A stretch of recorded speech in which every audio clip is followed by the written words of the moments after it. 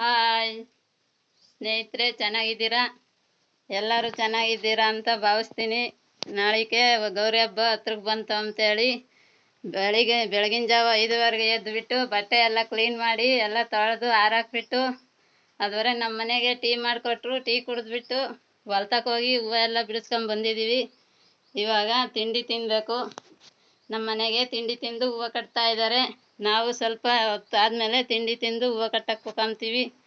ಇವಾಗ ಇನ್ನೂ ಚಿತ್ರಾನ್ನ ಮಾಡಿದ್ದೀವಿ. ಬನ್ನಿ ಸ್ನೇಹಿತರೆ, ತಿಂಡಿ ತಿಂಬಾನ. ನೋಡಿರಿ, ನಾವು ಯಾವಾಗ ತಿಂಡಿ ತಿಂಬೋದು 11 ಗಂಟೆ ಆಗೋ ಟೈಮು.